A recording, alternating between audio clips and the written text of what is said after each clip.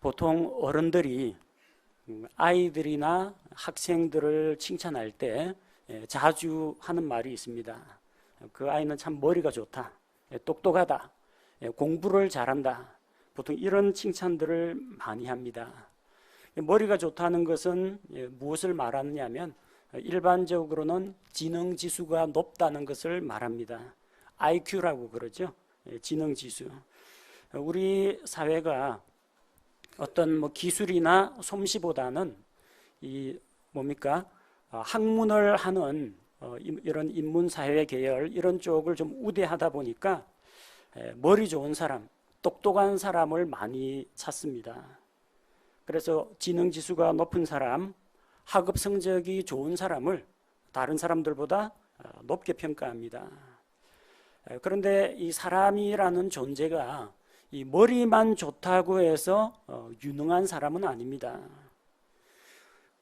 어떤 학문 분야를 이해하고 지식을 이해하고 외우는 머리는 좋은데 흔히 말하는 이제 인정머리가 없는, 피도 눈물도 없는, 정도 없는 그런 사람들이 있습니다. 또 대부분 이 사기꾼이나 이런 사람들 보면 지능범들 머리가 상당히 좋습니다. 근데 머리 좋은 거 가지고 뭘 합니까? 범죄를 저지른다는 겁니다. 머리가 좋다고 해서 다 좋은 건 아니고요. 사람이라는 존재는 이성과 논리 이거 이외에 감정이 있어야 됩니다. 그래서 이게 IQ 대신에 최근에는 이제 감성 지수라고 해서 EQ를 찾기 시작했습니다. 사람을 메마르고 건조한 학문이나 지식이나 암기 이런 거에만 내몰 것이 아니라 정서적으로 감정이 좀 풍부하고 자기의 감정을 자연스럽게 다른 사람에게 전달하고 다른 사람의 기쁨이나 슬픔이나 아픔에 쉽게 좀 동일시할 수 있는 이런 마음이 넓은 사람, 그런 사람들을 찾고 있는 추세입니다. 우리 그리스도인들도 마찬가지입니다. 그냥 이 지식이 많아가지고 옳고 그런 것은 잘 따지고 판단하고 분별하고 다른 사람 잘못하는 것은 지적질은 잘하는데 감성이 메마르면, 감수성이 메마르면 안 된다는 겁니다. 우리는 지식적으로 옳고 그런 것을 판단하는 것뿐만 아니라 옳지 못한 것을 볼 때 불의에 대해서 화를 내거나 분노할 줄도 알아야 됩니다. 딱한 처지에 있는 사람들을 동정할 줄도 알아야 됩니다. 슬픔 당한 사람과 함께 울 수 있어야 하고 누가 좀 축하해 줄 일이 있다, 기뻐할 일이 있으면은 마치 자기 일인 양 함께 더불어서 기뻐할 그런 마음의 준비가 되어 있어야 합니다. 이렇게 외부의 자극을 받아들이고 느끼고 반응하는 성질을 가리켜서 감수성이라고 합니다. 그래서 이런 외부의 자극에 잘 동화가 되고 영향을 주고받고 하면은 감수성이 풍부하다 그럽니다. 반대로 옆에서 누가 죽어 나가든지 저쪽에 지진이 일어났든지 나하고 관계없다. 나만 평안하고 무사하면 된다. 그래서 슬픈 일을 봐도 울 줄을 모르고 기쁜 일이 있어도 축하할 줄을 모르고 분노할 일이 있어도 화를 내지도 않는 그런 사람을 가리켜서 감수성이 무디다, 감수성이 메말랐다고 이야기합니다. 보통 어린 아이 때는 감수성이 상당히 풍부합니다. 감동적인 이야기 이런 것들에 쉽게 감명을 받습니다. 저도 어릴 때 심청전이라든지 인어공주 이야기 그리고 플란다스의 개 그거 읽고 펑펑 울었던 적이 있습니다. 요즘은 옛날만큼 그렇게 눈물이 좀 많이 나오진 않습니다만 어린아이들이 특히 이게 아주 감수성이 예민합니다. 그래서 감동적인 이야기라든지 어떤 감동적인 드라마나 영화를 보고 눈물을 흘릴 줄 아는 사람, 또 죄에 대해서 지적을 받거나 책망을 받으면은 아차, 양심의 찔림을 받아가지고 슬퍼할 줄 알고 미안해할 줄 알고 뉘우칠 줄 아는 그런 마음이 우리에게 있어야 됩니다. 다른 사람이 자기에게 친절을 베풀었다, 당연한 걸로 받아들이면 안 됩니다. 작은 일에도 감사함을 느낄 줄 알아야 됩니다. 또 자기 역시 어려움 당한 사람에게 똑같이 친절과 긍휼을 베풀 수 있어야 됩니다. 감수성이 풍부한 사람, 감수성이 예민한 사람이 되어야 됩니다. 감수성이 무딘 사람은 감정의 변화가 없습니다. 얼굴 표정에 웃는 것도 아니고 우는 것도 아니고 그냥 무표정, 아무런 표정이 없어요. 누구한테 잘못에 대해 지적받고 책망을 들어도 양심의 찔림을 받지를 않습니다. 다른 사람의 섬김을 받고서도 고마운 줄을 모릅니다. 다른 사람에게 잘못을 저질렀는데 지식적으로는 내가 잘못했지 그건 아는데 미안한 기색을, 미안한 마음을 표현하거나 용서를 구하지 않는다는 겁니다. 다른 사람에 대해서 따사롭게 받아들이기보다는 차갑고 냉랭하게 대하는 사람, 감수성이 무딘 사람, 감수성이 메마른 사람입니다. 오늘날처럼 사람들의 감수성이 점점 메말라가는 이런 시대에 우리는 하나님께서 본래 우리 안에 넣어주신 그 본성의 애정, 우리 사람이면 누구나 가지고 있는 자연스러운 그런 애정을 회복하도록 해야 합니다. 오늘 우리가 읽은 본문 말씀에 보면은 감수성이 메마른 사람, 하나님의 말씀을 듣고도 찔림받을 줄도 모르고 말씀에 대해서 무감각한 사람들이 등장합니다. 그래서 오늘 이 말씀을 중심으로 우리가 과연 그리스도인으로서 어떠한 사람이 되어야 하는지 함께 살펴보고자 합니다. 본문 29절과 30절에 보면은 두 종류의 사람이 나옵니다. 29절에 보니까 그분의 말씀을 들은, 예수님의 말씀을 들은 온 백성과 세리들은 요한의 침례로 침례를 받았으므로 하나님을 의롭다고 했습니다. 요한의 침례가 무엇을 말하느냐 하면은 침례자 요한이 이스라엘 백성들에게 회개하라고 했습니다. 하나님 앞으로 나와서 각기 자기 죄를 회개하고 그리고 죄 용서 받은 것에 대한 표시로 침례를 받도록 했습니다. 누가 제일 많이 찔리겠습니까? 자기가 죄인인 줄 아는 사람들. 그 대표적인 사람들이 그 당시 세리들입니다. 로마의 앞잡이가 되어가지고 동족들로부터 세금을 걷는 일을 해야만 했습니다. 자기라고 하고 싶겠습니까? 자기도 먹고 살아야 하니까 자기 동족들에게서 세금을 받아내야만 했습니다. 그 다음에 정말로 이제 가진 것이 없고 정말 최후의 수단으로 자기 몸을 팔아야 하는 창녀들, 그런 사람들이 찔림을 받았습니다. 자기가 죄인인 줄을 너무나 잘 아는 거예요. 그래서 그런 사람들이 침례자 요한에게 먼저 나와서 침례를 받고 회개하고 침례를 받았습니다. 반면에 30절에 보니까 바리새인들과 율법사들, 이 성경학자들은 요한에게서 침례를 받지 않았기 때문에 자기들을 향한 하나님의 계획을 거절했습니다. 왜냐하면 자기들은 율법을 잘 지키면서 산다고 생각했다는 겁니다. 적어도 나는 저 세리보다는 낫습니다. 하나님, 저는 저 창녀들보다는 내가 거룩합니다. 이런 상대적인 우월감에 젖어 있었기 때문에 자기 스스로 나는 착하다라는 생각에 빠져 있었습니다. 그러니까 회개하러 나아오지를 않는 겁니다.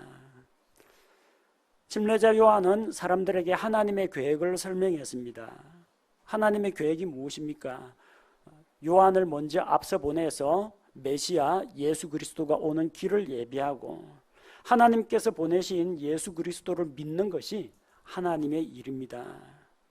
그리고 이 하나님께서는 자기를 믿는 자기 백성에게 왕국을 주시겠다, 메시아 왕국을 주겠다고 약속하셨습니다. 예수님이 그 메시아 왕국의 왕으로 오셨습니다. 그런데 이 바리새인들, 성경학자들은 하나님께서 계획하신 하늘의 왕국, 또 하나님께서 보내신 자기들의 왕, 하나님의 아들 예수 그리스도를 거절했다는 겁니다. 그것을 보시고 예수님께서 안타까이 여기시고 탄식하십니다. 마음이 돌처럼 딱딱하게 굳어버린 세대들을 향해서 탄식하셨습니다. 31절에 그들을 향해서 뭐라고 말씀하십니까?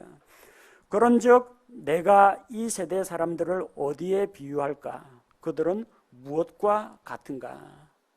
감수성이 메마른 사람, 찔림을 받아도 뉘우치거나 회개하지 않는 사람, 도대체 이 세대 사람들을 무엇에 비유할 수 있는가? 그러면서 32절에 유대인 어린 아이들의 놀이에 대해서 이야기를 합니다. 32절에 보니까 그들은 마치 장터에 앉아 서로를 부르며 이르기를 우리가 너희를 향해 피리를 불어도 너희가 춤추지 아니하였고 우리가 너희를 향해 애곡하여도 너희가 울지 아니하였다 하는 아이들과 같다고 했습니다. 피를 불면 춤추고 애곡하면 우는, 이게 무엇을 의미하느냐면요, 그 당시 유대인 아이들의 놀이입니다. 그 당시 아이들은 오늘날과 같은 어린이 놀이터나 게임방이나 이런 게 없기 때문에 주로 시장에 있는 공터에서 놀았습니다. 장터에서 모여가지고 주로 몸을 움직여가면서 활동하면서 놀이를 했습니다. 아이들의 놀이 가운데 대표적인 것이 유대인들의 중요한 예식을 본딴 놀이가 있습니다. 유대인들에게 가장 인상 깊은 예식이 뭐냐면요, 그 결혼식하고 장례식입니다. 그래서 아이들이 모여가지고 결혼식, 장례식 놀이를 하는데요, 놀이가 너무 단순해서 좀 재미가 없습니다. 모이면은 그 아이들이 야, 우리 결혼식, 장례식 놀이 하자 해가지고 두 패로 나눕니다. 그래서 이쪽 팀, A팀, B팀, 청군, 백군 이렇게 나눕니다. 그래가지고 누가 주도권을 잡느냐, 우리식으로 이야기하면 어떤 순례나 주도하는 팀입니다. 그래서 이쪽 아이들이 자기들이 쑥덕쑥덕 이번에 뭐 할까, 결혼식 할까, 장례식 할까 하다가 결혼식 하자. 그러면 이쪽에서 한쪽에서 피리를 붑니다. 그러면 반대쪽 팀에서는 그 피리 소리에 맞춰가지고 춤을 춰야 됩니다. 그럼 이쪽에서 피를 불다가 갑자기 또 바꾸어가지고 애곡을 합니다. 곡을 합니다. 그럼 반대쪽에서는 울어야 됩니다. 재밌을 것 같죠? 한 몇 번 하면 재미가 없습니다. 왜냐하면 선택 가지수가 두 개밖에 없어요. 그래서 이쪽에서 피리를 불면 이쪽은 단순하게 춤을 추면 됩니다. 이쪽에서 애곡하면은 이쪽에서는 슬피 눈물을 흘리면서 울어야 됩니다. 좀 이게 좀 다양하면 재밌는데 두 개밖에 없어요. 나중에 하다가 재미가 없어요. 이제 안 해, 그럽니다. 이쪽에서 열심히 피를 부는데 재미없다고 안 해. 반응이 없습니다. 피를 부는데 이제 춤을 안 춥니다. 이쪽에서 애곡하는데 저쪽에서 울며 눈물을 흘리질 않습니다. 강아지 훈련시키는 것도요, 좀 재미가 있어야 훈련시킬 맛이 나고 강아지도 좀 재미가 있어 하는데, 네 하는 게 앉아, 일어서, 앉아, 일어서, 옵션이 두 가지밖에 없어요. 훈련시키는 사람도 재미없어가지고 잘 안 합니다. 빵 해가지고 강아지가 쓰러지는 이런 것도 해야 되고, 공 던져가지고 이제 물고 오는 이런 것들도 해야 되고, 그 다음에 두 발로 일어서기, 악수하기, 다양하게 해야 훈련하는 사람도 재밌고 강아지도 이게 좀 재밌어 할 텐데, 내 강아지한테 앉아, 일어서, 앉아, 일어서 하면요, 재미가 없어요. 그러니까 유대인 아이들이 결혼식, 장례식 노래하면 처음에는 이제 재밌어가지고 장단을 맞춰줍니다. 조금 지나면요, 따라 안 합니다. 여기서 암만 곡을 하든지 피를 불든지 다 지쳐가지고 안 하려고 합니다. 결국은 나중에 어떻게 됩니까? 뿔뿔이 흩어지게 된다는 겁니다. 바리새인들과 율법사들의 태도가 지금 장터에서 놀이하다가 지쳐가지고 이제 더 이상 상대방에게 반응을 안 보이는 아이들하고 똑같다는 이야기입니다. 바리새인들과 율법 학자들은 침례자 요한에 대해서 어떻게 되었습니까? 33절에 보니까 침례자 요한이 와서 빵도 먹지 아니하고 포도즙도 마시지 아니하며 너희가 말하기를 그가 마귀 들렸다 하나니. 침례자 요한은 예수님보다 먼저 와서 예수님의 앞길을 예비했습니다. 유대인들의 마음, 이스라엘 백성의 마음이 하나님께로 돌아오도록 하기 위해서 먼저 그들에게 회개하라고 회개의 침례를 베풀었습니다. 요한은 빵도 먹지 않고 포도즙도 마시지 않았습니다. 그는 뭘 먹었느냐? 광야에서 생활하면서 낙타 털옷을 입고 메뚜기와 들꿀을 먹었습니다. 사람들이 먹는 좋은 음식, 빵과 포도즙을 먹지 않았습니다. 광야 생활을 하면서 철저하게 자기를 낮추고 세상의 즐거움을 멀리하고 정말 이 피를 토하는 심정으로 이스라엘 백성에게 하나님께 회개하고 돌아오라고 회개를 선포했습니다.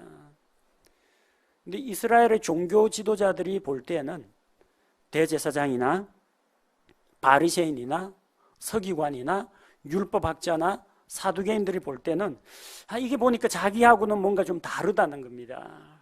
전하는 메시지는 보니까 옳은 이야기를 하긴 하는데 자기들은 감히 흉내내지 못하는 그런 고난의 삶을 살고 있다는 겁니다. 그래서 이스라엘의 종교 지도자들은 자기들하고 다른 모습을 보이는 침례자 요한에 대해서 어떤 이는 좀 별난 사람, 어떤 이는 거의 이단으로 의심하고 심지어는 마귀 들렸다. 왜 사람이 집에 안 살고 저 들판에서 사느냐?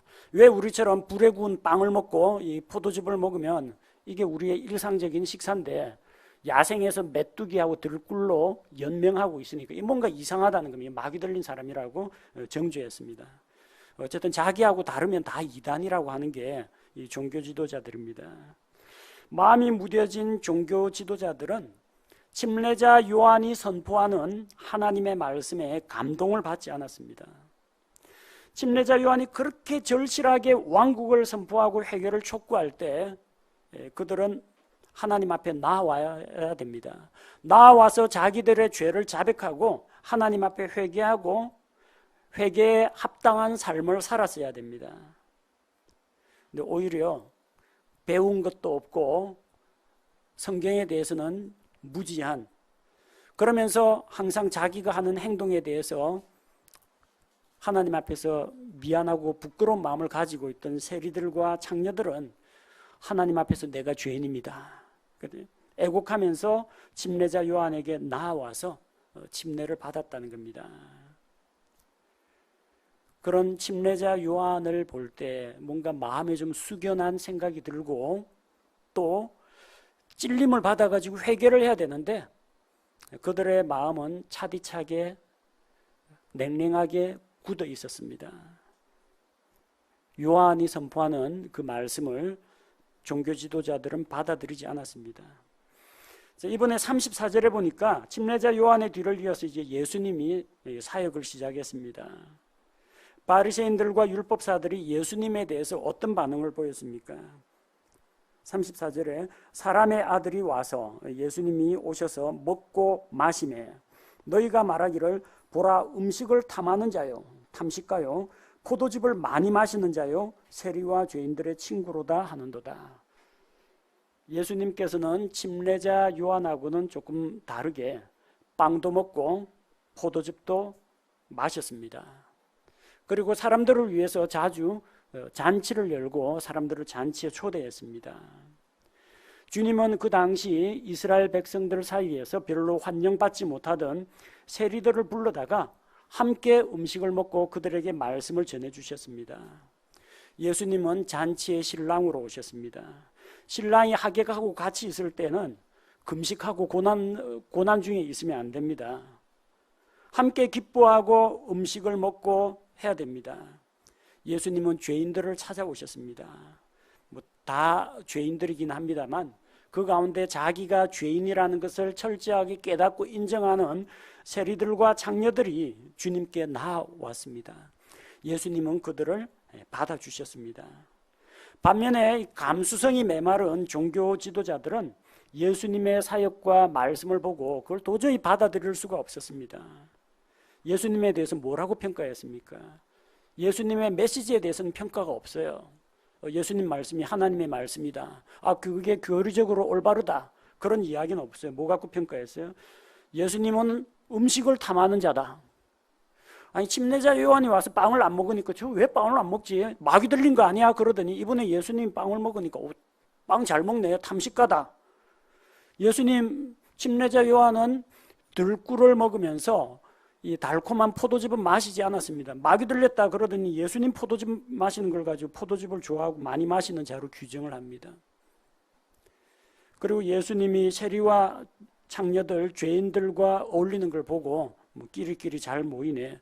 예수님을 죄인으로 정죄했습니다.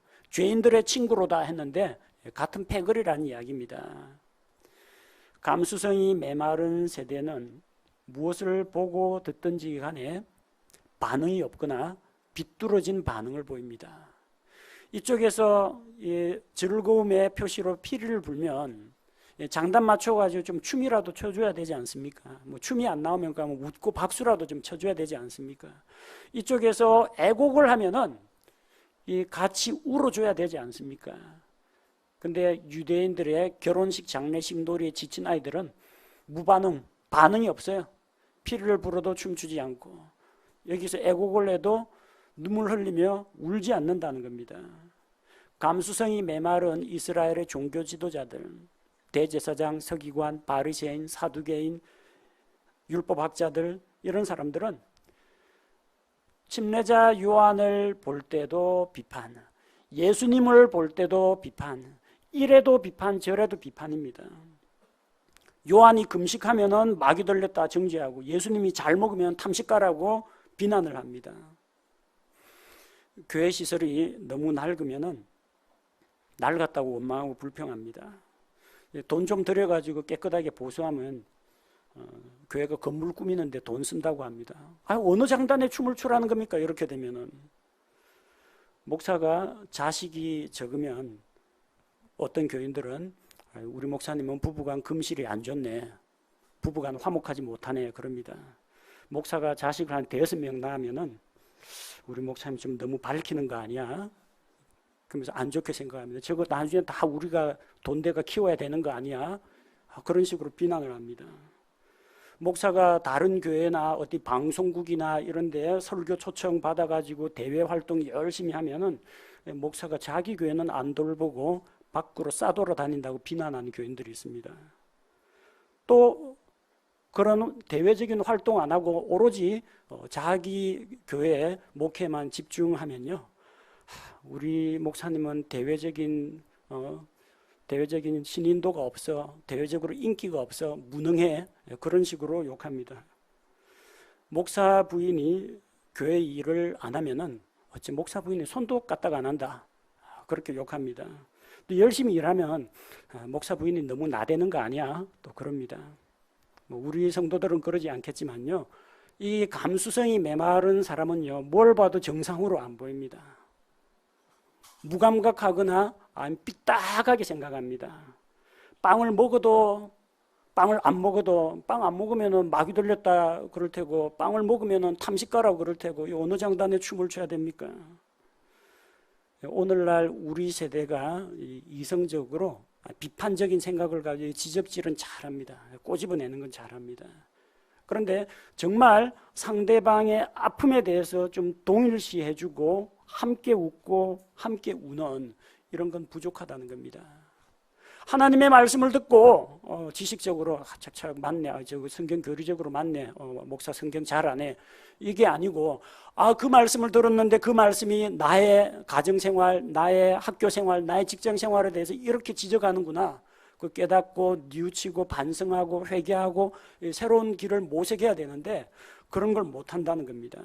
감수성이 메마른 세대는. 안 좋은 소식이긴 합니다만 우리는 전직 대통령 가운데 노무현 전 대통령을 아깝게 잃었습니다. 어떤 사연이 있었는지 우리가 그분 내면은 모르겠지만 어쨌든 목숨을 끊는 비극적인 결말로 끝났습니다. 얼마 전에는 전직 국회의원 노회찬 의원이 자살하는 일이 있었습니다. 그분들이 죄가 하나도 없는 깨끗한 사람이라고는 말할 수 없습니다. 하나님 앞에서는 다 죄인이죠.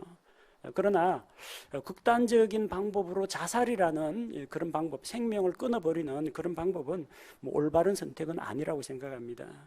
저는 그분들하고 어떤 이해관계도 없고 그분들의 어떤 정치 성향을 뭐 지지한다거나 반대한다거나 뭐 그런 입장은 아닙니다. 다만 사람이 죽었지 않습니까? 그럼 일단은 어떤 반응을 보여야 돼요? 안타깝다는 생각이 들어야 됩니다. 나하고 뭐 정치적인 입장이 다르다 하더라도 참 안 됐다는 생각이 듭니다. 또 살아남은 유족들 참 안 됐다, 뭐 위로해주고 싶은 이런 마음이 들어야 정상입니다. 그런데 그걸 가지고 저 사람이 자살했으니까 앞으로 특검이 어떤 방향으로 흘러갈까, 정당 지지도는 오를까 내릴까, 그의 죽음으로 어느 정당이 유리해질까, 이 계산하는 거는 이거는 정상적인 사람은 아닙니다. 사람이 죽었지 않습니까? 그 평소 알던 그 정치인이면 정당을 떠나가지고 조문을 가야 됩니다. 조문은 안 가고 저기 국수집 가서 잔치국수 시켜놓고, 잔치국수 언제 먹습니까?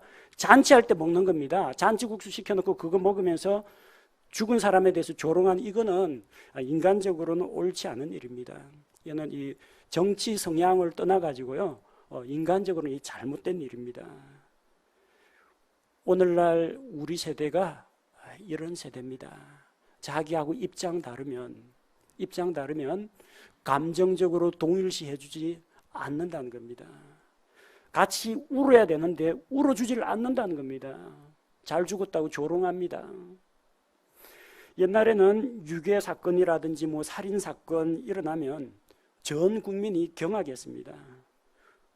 국민학교 다니는 아이들은 무서워가지고 학교도 잘 못했습니다. 최초로 우리나라 신문에 토막 살인 사건이 일어났을 때 온 국민이 정말 두려움에 떨었습니다. 요즘에 사건이 너무 많이 일어나가지고 뭐 몇십 명이 죽었다 하는데도 사람들이 별 반응이 없어요. 지진이 났다, 홍수가 나서 뭐 떠내려갔다, 그런 이야기를 들어도 무덤덤합니다. 누가 자살하려고 그러면은 말려야 하는데 자살하는 순간을 담아두겠다고 사진 찍고 동영상 촬영하고 나중에 그거 올리는 사람이 있습니다. 누가 폭행을 당하면은 기본적인 심정은 어떻습니까? 뭐 부부싸움이 됐건 뭐 이게 뭐 강도가 됐건 일단 사람부터 살리는 게 순서 아닙니까? 일단 말려야죠. 근데 괜히 또 이거 하다가 뭐 쌍방폭행 걸릴까봐 구해줬더니 자기는 도망가 버리고 자기만 뒤집었을까봐 옆에서 사람이 칼에 찔리고 있어도 아무도 도와주지 않고 무덤덤하게 자기에게 화가 미칠까봐 슬금슬금 피해 다니는 그런 사람들이 있습니다. 이게 감수성이 메말라 버린 오늘날 세대입니다. 사람은 하나님의 형상을 따라 창조되었습니다. 하나님의 좋은 성품들을 우리 안에 넣어주셨다는 겁니다. 하나님의 선하심, 하나님의 사랑, 하나님의 긍휼, 하나님의 용서, 하나님의 오래 참으심, 하나님의 은혜, 이 좋은 성품들을 우리에게 다 주셨어요. 하지만 하나님을 떠나 있는 죄인들에게는 이런 본성의 애정이 없습니다. 죄인들의 모습 가운데에서 로마서 1장 31절은 다음과 같이 이야기합니다. 자, 자기 마음속에 하나님 두기를 싫어하는 자는 어떻게 되느냐? 지각이 없는 자요, 언약을 어기는 자요, 본성의 애정이 없는 자요, 화해하기 어려운 자요, 긍휼이 없는 자라. 공통적인 게 무엇입니까? 영적으로 무지하고 영적으로 감각이 무뎌져 가지고 느끼질 못하는 겁니다. 슬프고 아프고 찔리고 하는 것을 느끼지 못한다는 겁니다. 죄인들은 마음이 굳어져서 하나님의 말씀에 대해서 반응을 보이지 않습니다. 혹은 삐딱한 반응을 보입니다. 성령님께서는 설교를 통해서 복음 전도를 통해서 죄인들을 책망하고 돌이키게 하십니다. 요한복음 16장 8절 말씀에 보면은 그분께서 오셔서, 성령께서 오셔서 죄에 대하여, 의에 대하여, 심판에 대하여 세상을 꾸짖으신다고 했습니다. 말씀을 통해서 죄에 대하여 지적할 때, 죄의 심판과 지옥 형벌에 대해 이야기할 때 두렵고 떨리는 마음을 가져야 됩니다. 자기 죄를 깨달았을 때 찔림을 받아서 하나님 앞에서 슬피 통곡해야 됩니다. 근데 요즘 사람들은 죄의 문제에 대해서 지적하고 책망해도요, 그걸 심각하게 여기질 않습니다. 심각하게 여기지 않습니다. 죄? 그건 뭐 다 짓는 거 아니야. 사람이 뭐 다 그렇지. 그러면서 자연스럽게 뭐 나도 뭐 어쩔 수 없는 사람이니까 그냥 넘어가 버립니다.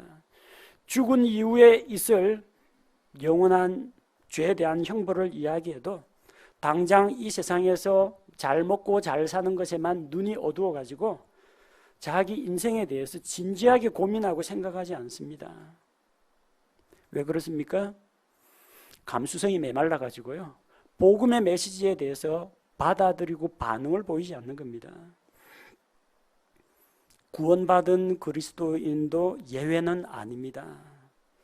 구원받은 성도들조차도 하나님의 말씀에 대해서 무감각해질 수가 있습니다.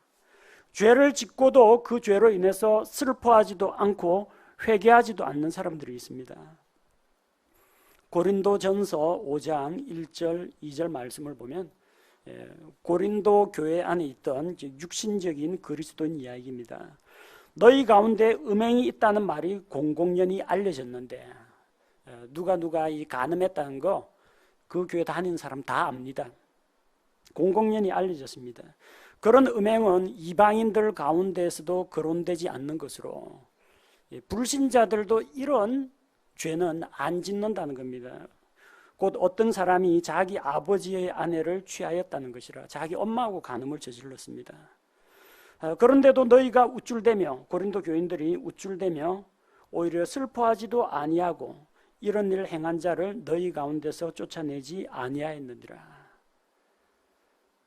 교회 안에 무슨 문제가 있으면요, 교회 안에서 권면을 하고 징계를 하고 바로잡는 절차가 있어야 됩니다. 그 사람이 밖에서 교통사고를 냈으면 그건 세상 법정에서 알아서 처리할 일입니다. 근데 교회 안에서 그의 어떤 부도덕한 행실이나 그의 잘못된 신앙생활에 문제가 발견되었을 경우에는 교회가 나서서 권징을 해야 됩니다. 그거 안 한다는 겁니다. 너희가 우쭐대며, 그들은 우쭐댔습니다. 자랑스럽게 생각했습니다. 우리 교회로 오십시오. 우리는 가늠한 사람도 하나님의 사랑으로 받아줍니다. 우리 교회로 오십시오. 우리 교회는 동성애자들도 환영합니다. 우리 교회는 열린 교회입니다. 이러면서 죄 지은 자에 대해서 분노하고 슬퍼하기보다는 죄를 묵인해 버립니다. 그리고 반드시 징계를 하고 내쫓아야 되는데 아무도 신경을 쓰지 않습니다. 하나님의 말씀에 대해서 무감각하기 때문입니다. 다른 사람이 죄에 빠진 것을 보았을 때 어떻게 하느냐. 만일 내 형제가 죄를 범한 일이 드러나거든 너는 온유한 심령으로 그러한 자를 바로잡고 너도 같은 죄에 빠질까 두려워하고 조심하라고 했습니다. 권면하고 징계하고 책망이 없는 그런 교회, 그냥 좋게 넘어가자. 서로 간에 날 세우고 각 세울 필요 있냐? 두루뭉술하게 그냥 넘어가 버립니다. 교제가 아닙니다. 교제가 아니고요, 사교 모임입니다.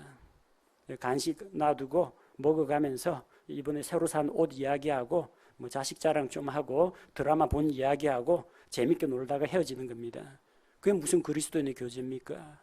교제 가운데서는 하나님의 말씀이 있어야 하고 말씀 가운데서 깨달음과 또 바른 실행과 책망과 또 뉘우침과 바로잡음, 이런 회개의 열매들, 영적 변화의 열매가 나타나야 올바른 그리스도인의 교제라고 할 수 있습니다. 고린도 교회 성도들은 죄에 대해서 무감각해졌습니다.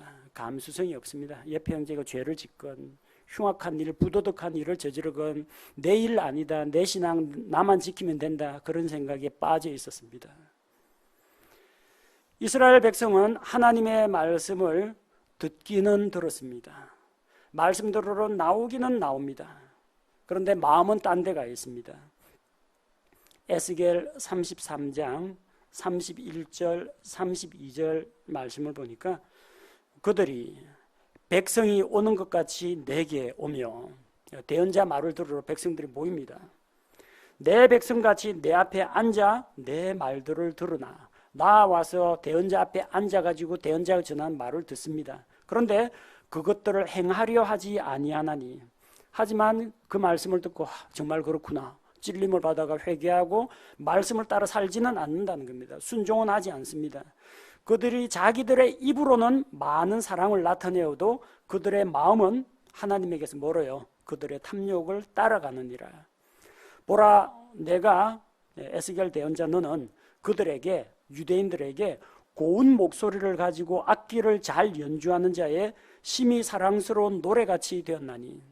무슨 이야기냐 하면은 에스겔 대언자 참 연설 잘하네, 목소리 참 좋네, 이 이야기만 하고 그 안에 들어있는 메시지는 받아들이지 않는다는 겁니다. 목회자가 강단에서 하나님의 말씀을 선포하고 설교하는데 오늘 목사 가르마가 또 바뀌었네, 넥타이 색깔이 양복하고 어울리네, 안 어울리네, 가래가 많이 끼는 걸 보니까 또 목이 안 좋은 모양이네, 딴 생각만 합니다. 에스겔 대언자가 고운 목소리로 악기 연주하면서 노래하는 자를 보는 것처럼 구경하고 있었던 겁니다. 하나님께 드리는 예배, 진리의 말씀이 선포되는 그 자리에 마음이 굳어진 그리스도인들은, 마음이 굳어진 교인들은 말씀이 귀에 들어오지 않습니다. 귀로는 듣겠죠. 근데 이게 머리로 가지 않습니다. 머리까지는 갈지 모르는데 뭐 한 30cm 밖에 안 되는데 가슴으로는 들어가지 않습니다. 다 맞는 말이네. 근데 이건 나더러라는 이야기가 아니라 이거는 저 박아무개, 이건 김아무개 들으라는 이야기네. 우리 남편이 이 이야기를 들었어야 되는데 어쨌든 말씀을 자기한테는 적용 안 시키고 딴 사람한테 다 적용시킵니다. 말씀을 자기와 무관한 것으로 만드는 겁니다. 왜 그래요? 무감각해서 그래요. 감수성이 메말라서 그래요. 외부의 자극에 대해서, 말씀에 대해서 이게 수용을 하고 거기에 반응을 보여야 되는데 머리만 큰 기형적인 그리스도인이 돼가지고 마음속으로 찔림받고 슬퍼하고 애통하고 정말 웃고 감사하고 이런 감정 표현이 전혀 없다는 겁니다. 우리는 그런 그리스도인이 되면 안 됩니다. 감수성이 있는 풍부한 그리스도인이 돼야 됩니다. 구원받은 성도들, 자기 자신뿐만 아니라 주변 사람들 돌아봐야 됩니다. 잃어버린 혼에 대해서 안타까워하는 마음을 가져야 됩니다. 예수님께서는 유대인들의 땅, 유대 땅에 오셔서 거기서 사람들의 병도 고쳐주고 빵도 먹여주고 마귀들도 내쫓아주고 어려움 당한 사람들을 다 도와주었습니다. 그런데 마태복음 9장 36절에 보니까 그러나 그분께서 무리들을 보시고 그들을 불쌍히 여기는 마음을 가지셨으니 이는 그들이 목자 없는 양같이 지치고 널리 흩어졌기 때문이라. 예루살렘 성전에 가면은 제사장들이 있습니다. 마을마다 회당이 있습니다. 회당에 가면 바리새인들, 서기관들이 성경 말씀 강해도 참 잘합니다. 매주 그렇게 합니다. 그런데 그 이스라엘 백성은 목자 없는 양같이 지치고 고생하고 유리하는 존재였습니다. 그들의 안타까운 모습을 보고 우리 주님께서 불쌍히 여겼습니다. 우리 주님 감수성이 예민한 분입니다.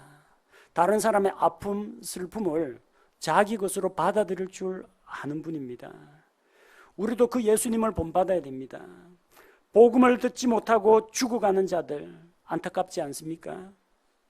잠언 24장 11절 12절 말씀에 내가 만일 죽음으로 끌려가는 자들과 죽임당할 자들을 구출하려 하지 아니하고 말하기를 보라 우리는 그것을 알지 못하였노라 할지라도 마음을 살피시는 이가 그것을 깊이 생각하지 아니하시겠느냐. 또 내 혼을 지키시는 이가 그것을 알지 아니하시겠느냐. 그분께서 각 사람의 행위대로 각 사람에게 보응하지 아니하시겠느냐. 여러분 주변에 저 사람 꼭 예수님 믿어야 될 텐데 안 그러면 지옥에 떨어질 텐데 가까운 일가, 친척, 가족, 친구, 직장 동료 가운데 그런 사람 있죠. 그 사람에 대해서 불쌍히 여기는 마음 가져보셨습니까? 내가 전도 목표 5명인데 저 사람 전도 목표로 삼았으면 좋겠다. 이거 말고요. 자기 실적 올리려고 전도하는 거 말고 정말로 저 사람의 생명에 대해서 내가 애통하고 안타까워가지고 어떻게 해서든 하나님 저 사람 살렸으면 좋겠는데 뭐라도 좀 해보십시오. 내가 시키면 뭐 하겠습니다. 이렇게 나서는 마음이 돼 있느냐는 겁니다. 아니면 나는 그것을 알지 못하였노라. 전도는 전도사가 하겠지. 목사가 하겠지. 자신 없거든 목사한테 데려오기라도 하십시오. 그러면 복음 전해드릴 사람들 우리 교회도 많이 있으니까 우리 자신을 속여서는 안 됩니다. 주변에 그런 사람들이 있으면 불쌍하게 여기고 안타까워하는 마음을 가져야 됩니다.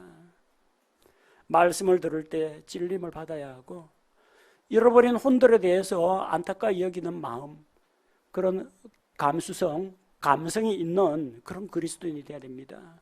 지식적으로 성경 많이 알고 교리적인 거 옳은 교리, 바른 교리, 틀린 교리 잘 가려내면서 정작 마음은 딱딱하게 돌처럼 굳어 있고 얼음장처럼 차디찬 그런 그리스도인이 되어서는 안 됩니다. 여러분, 말세가 가까울수록 이런 감수성이 메마른 그런 경향은 계속됩니다. 마지막 때가 되면 사람들의 심성이 점점 악하게 변해갑니다. 디모데후서 3장 2절 3절에 보면 사람들은 자기를 사랑하며 다른 사람에 대한 사랑이 없습니다. 자기를 사랑하며 탐욕을 부리며 자랑하며 교만하며 신성모독하며 부모에게 불순종하며 고마운 줄도 몰라요. 감사하지 아니하며 거룩하지 아니하며 본성에 애정이 없으며 협정을 어기며 거짓 고소하며 절제하지 못하며 사나우며 선한 자들을 멸시하며, 이게 말세에 나타날 사람들의 모습들, 그들의 심성들입니다. 하나님께서 우리 안에 주신 그 본성의 애정, 우리 안에 주신 감수성, 옳고 그른 것을 판단할 수 있는 분별력 이외에도 찔림받아서 뉘우칠 줄 알고 고마운 일을 겪어서 감사할 줄 알고 슬퍼하는 자하고 함께 울 줄 알고 기뻐하는 자들과 더불어서 축하해 줄 아는 그런 사람이 되어야 됩니다. 우리 성도들 모두 하나님 앞에서 감수성을 키워야 됩니다. 감수성 있는 그리스도인이 되어야 됩니다. 다른 사람을 불쌍히 여기고 안타깝게 여기고 오래 참고 기다리고 용서할 줄 알고 경사 났을 때 함께 축하하고 상을 당했을 때 혹은 안 좋은 소식이 있을 때 함께 위로해 줄 알아야 됩니다. 로마서 12장 15절이 우리에게 다음과 같이 말씀하십니다. 기뻐하는 자들과 함께 기뻐하고 슬피하는 자들과 함께 슬피 울라. 하나님 앞에서 우리 모든 성도들이 선한 양심을 가지고 감수성이 풍부한 그리스도인이 되어야겠습니다.